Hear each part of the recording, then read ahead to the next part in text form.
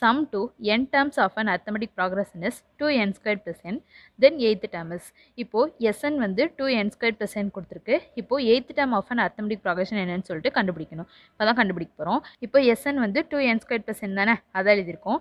இப்போ arithmetic progression of an nth term formula என்னதுன்னா an equal to Sn minus Sn minus 1. இப்போ 8th term of an arithmetic progression தானே கண்டுபிடிக்கணும். அப்போ a8 equal to S8 minus S7 இருக்குமா. First S8 கண்டுபிடிச்சு போகிறோம். இப்போது Sn வந்து 2n squared plus n கொடுத்துருக்கா. இப்போது n-க்கு பதிலாக 8 சப்ஸ்டியூட் பண்ண போகிறோம். அதான் S8 equal to 2 into n squared தானே, அதான் 8 squared plus n வந்து 8 தானே, அதை சப்ஸ்டியூட் பண்ணியிருக்கோம். இப்போ 8 squared வேல்யூ என்னது 64ஆ, அதான் 2 into 64 plus 8 எழுதியிருக்கோம். இப்போ இதை இன்ட்டு பண்ணி ஆட் பண்ணோம் அப்படின்னா 136ஆ, அப்போ S8ஓட வேல்யூ வந்து 136. இப்போ S7 கண்டுபிடிக்க போகிறோமா. இப்போ n-க்கு பதிலாக 7 சப்ஸ்டியூட் பண்ண போகிறோம். அதை எழுதியிருக்கோம். S7 equal to 2 into n தானே, அதை 7 squared plus 7 எழுதியிருக்கோம்.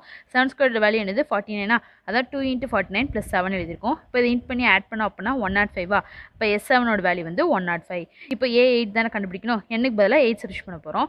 அதான் A8 equal to S8 minus Sn minus 1னா 8 minus 1 என்னது 7 தானே, அதான் minus S7 எழுதியிருக்கோம். இப்போ S8ஓட வேல்யூ என்னது 136ஆ, S7ஓட வேல்யூ என்னது 105ஆ, அதை எழுதியிருக்கோம். ஈக்குவல் டு 136 minus 105ன்ட்டு இப்போ சப்ராக்ட் பண்ணோம் அப்படின்னா 31ஆ, அப்போ A8ஓட வேல்யூ வந்து 31.